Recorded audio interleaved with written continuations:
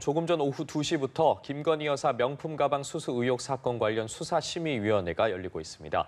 이 수사심의위원회는 김건희 여사의 6개 혐의에 대해서 모두 심의를 할 예정인데요. 쟁점은 무엇인지 짚어보겠습니다. 네, 대통령 선거에도 출마했던 허경영 씨가 사기 혐의로 피소된 가운데 경찰이 허 씨가 운영하는 하늘궁을 압수수색했습니다. 배경은 무엇인지 박주희 변호사와 함께 짚어보겠습니다. 어서 오십시오. 어서 오십시오. 안녕하세요. 네, 안녕하십니까. 자, 저희가 앞서 현장에 나가 있는 기자 연결해서 전해드린 것처럼 조금 전 이제 대검찰청 청사에서 검찰의 수사심의위원회가 시작이 됐습니다. 김건희 여사의 명품 가방 수수 의혹 사건과 관련해서 좀 여러 가지 것들을 들여다볼 예정인데 네.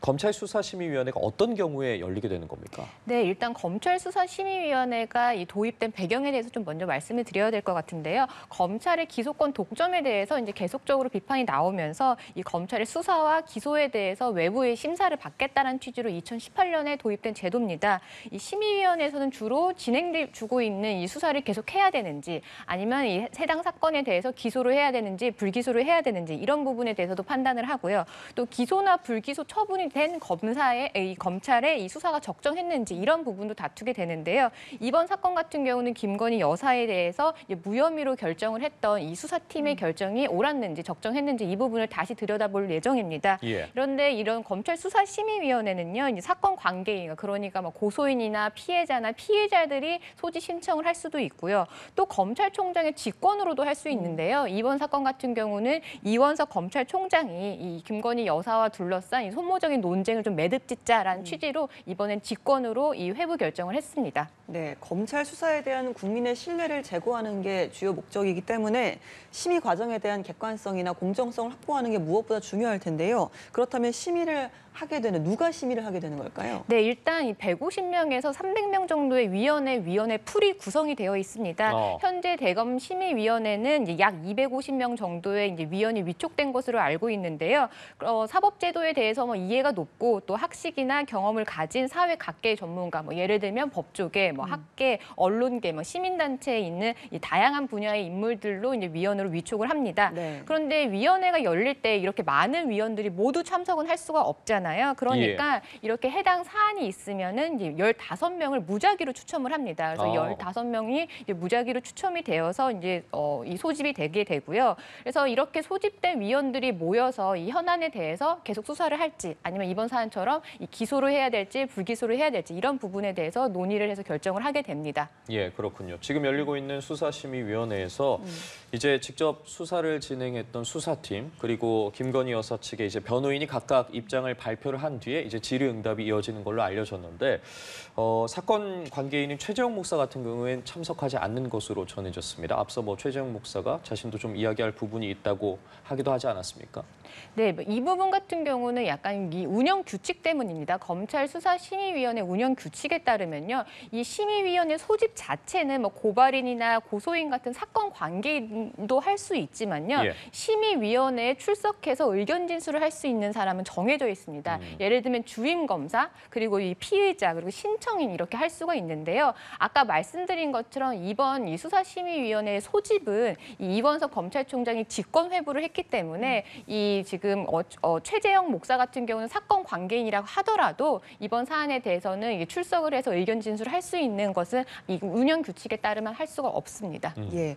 오늘 수사심의위원회에서는 김건희 여사가 연루된 6개 혐의가 안건으로 올라온 거잖아요. 모든 혐의를 들여다보겠지만 여기에서 기소 여부를 판단하는데 가장 좀 큰 쟁점이 있다면 어떤 게 있을까요? 네, 지금 김건희 여사의 혐의는 청탁금지법 위반 그리고 뇌물수수 혐의가 이제 주된 이 혐의인데요. 이 결국에 수사팀이 이 무혐의로 결론 지은 이유는 이 김건희 여사가 최재형 목사로부터 받은 이 가방에 대가성이 없었다라는 이 측면이거든요. 그래서 즉 이 수사팀이 봤을 때는 최 목사와 그리고 김 여사가 서로의 이 개인적인 친분이 있었기 때문에 이런 걸 바탕으로 감사의 표시를 주고받은 거다. 그러니까 즉 직무 관련성이 없었다라는 것이기 때문에 이번 이 심의위원회에서도 결국에는 이 직무 관련성이 있느냐 이 부분이 사실은 이 쟁점이 될 것으로 보입니다. 그래서 결국 이 최 목사가 요청한 게 청탁이었느냐 그리고 그 청탁의 내용이 대통령의 직무에 포함이 되어 있느냐 이런 부분을 이제 중점적으로 법리 검토가 이루어질 것 같습니다. 예, 알겠습니다.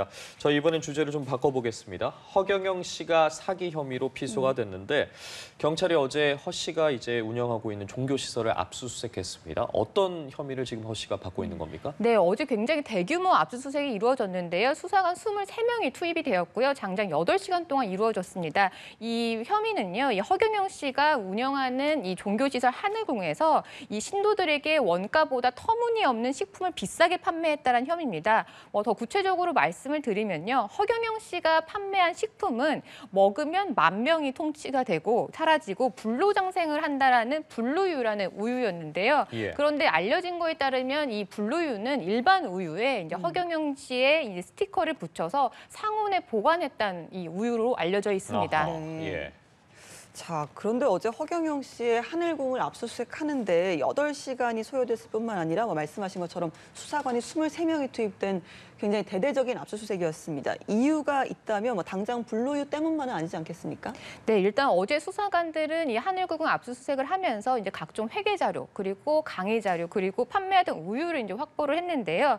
이 이유가 있습니다. 왜냐하면 지금 허경영 씨에게 적용된 혐의는 사기잖아요. 네. 그런데 이 사기의 구체적인 혐의는 아까 말씀드린 것처럼 이 우유를 먹으면 만병이 모두 치유가 되고 그리고 불로장생을 한다라는 거고 또 원가에 비해서 너무나 터무니없는 폭리를 취했다라는 건데 폭리를 취했는지를 보기 위해서는 사실은 이 우유를 매입한 원가를 알아야 될 것 같고 예. 그리고 실제로 얼마에 판매했는지 이런 회계장부가 필요하기 때문에 이제 회계장부를 아마 압수를 했을 거고요.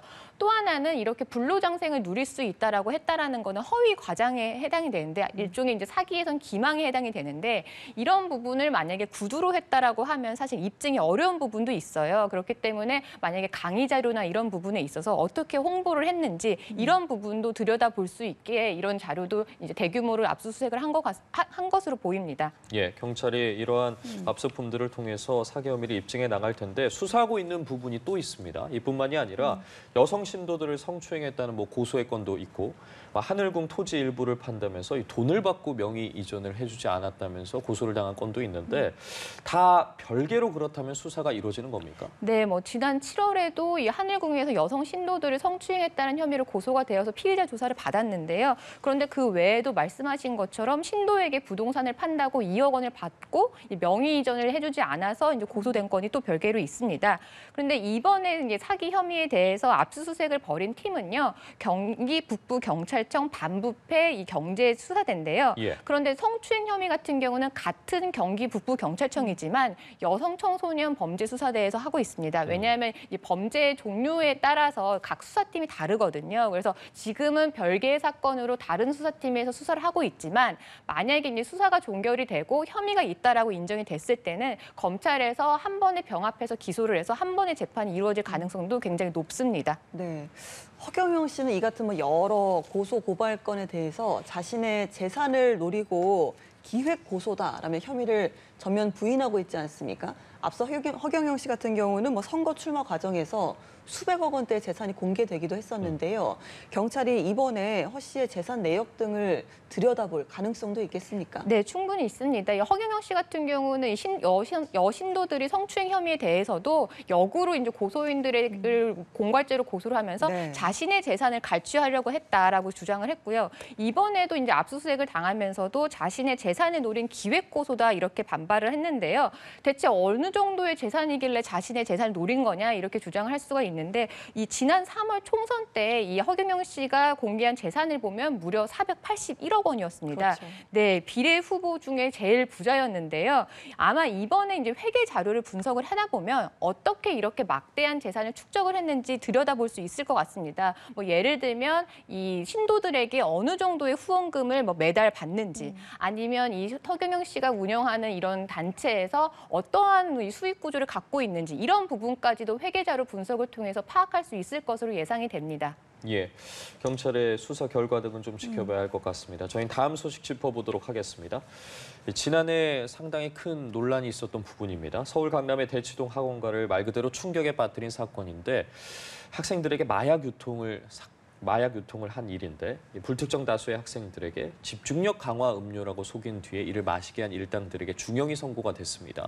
선고 결과 좀 설명해 주시죠. 네, 뭐 말씀하신 것처럼 당시에 이제 서울 한복판에서 이 미성년자의 학생들에게 필로폰이 든 우유를 마시게 했다는 사실이 알려지면서 굉장히 충격을 주었는데요.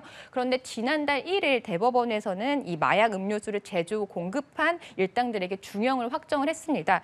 일단 마약의 음료를 제조하고 공급했던 주범에게는요, 징역 18년형을 확정을 했고요. 또 학부모들에게 협박 전화를 했던 이 보이스피싱 전화 중계기 관리책에게는 징역 10년, 그리고 보이스피싱 모집책은 징역 7년이 확정이 되었습니다. 네, 당시 학원가의 학생들도 그렇고 학부모들의 충격이 상당했던 걸로 기억을 합니다. 실제 이들의 범행으로 또 직접적인 피해를 입은 학생들과 학부모가 있지 않았습니까? 네, 맞습니다. 한창 성적에 예민한 이 학생들에게 이제 집중력을 높여준다라고 말을 하면 학생들은 이제 솔깃할 수밖에 없었을 텐데 당시 이들이 건넨 이 필로폰이 들어있는 우유를 마신 학생은 9명이었는데요. 그 중에 일부는 환각 증상을 이제 호소하면서 병원에 실려가기도 했고요. 네. 또 이들은 또 학부모에게 전화해서 당신의 자녀가 지금 마약이 든 음료를 먹었으니 이걸 신고하겠다라고 협박하면서 돈을 요구하기도 했었습니다. 예, 형이 확정되기까지의 과정을 좀 살펴보면 1심 재판부가 15년을 선고를 했고 2심 재판부가